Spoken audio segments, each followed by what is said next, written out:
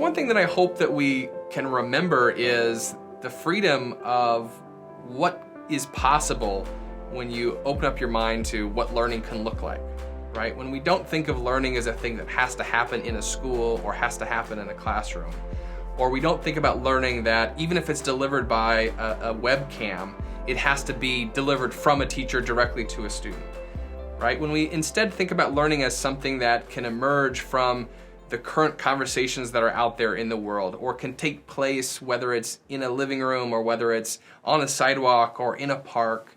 So during that first week, I tried to think a lot about, well, what do my children need to know about the world? So for example, my son's worksheets were mostly, doing sums and things, so we didn't find that terribly interesting. And so instead we would think about, well, if we want to explore multiplication, for example, how could we do that in a compelling or an interesting way? One example of an activity that we did was, at the time the coronavirus was still pretty new, and one of the hypotheses was that it was an exponential spread.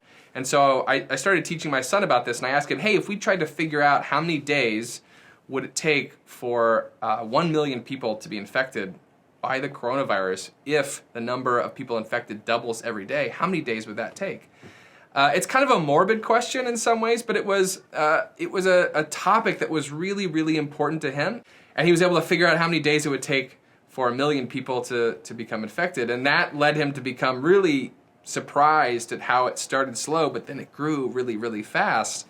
And so we started to say, well, how long would it take for everybody in the United States to be infected? How long would it take for everybody in the world? And this kind of led to an additional set of questions that he could explore that were letting him use mathematics to answer something he genuinely cared about.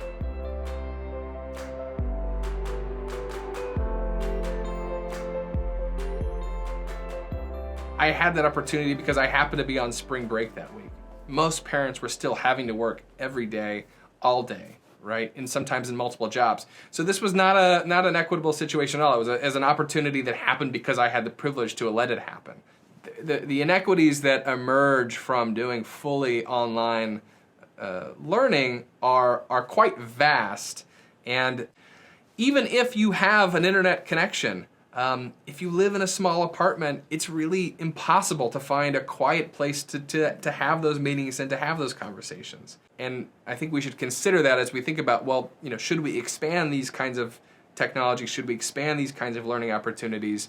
We can do that, but we need to do it in a way that leverages the affordances of the medium, and we need to understand that when we do that, we're not actually addressing issues of inequity that are systemic in our educational systems.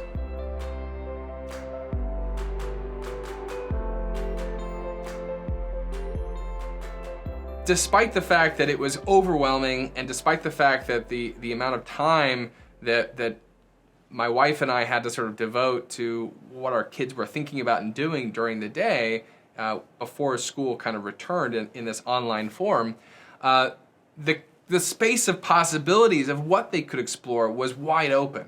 The space of possibilities of how they could explore it was also wide open. We could come up with all sorts of crazy, interesting ideas for activities that the kids could do, or conversations they could have, or projects that they could make.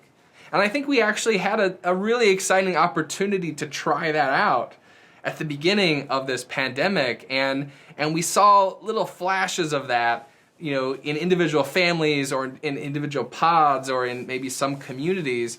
But the nature of the crisis that we were all facing, the nature of the balancing of work and home life that was really impossible for most families across the world, and the fact that school has a tough time of thinking of learning beyond the usual resources that we find in classrooms or school buildings, that all kind of reasserted itself. And so what we're left with when we think about online learning or remote learning is something that resembles a great deal kind of the more traditional classrooms that we find well before the pandemic, and unfortunately will probably return in full force once school returns after this is over. That's what I want us to remember, that learning isn't dictated exactly by the nature of a classroom or the nature of a school. It can be so much more than that.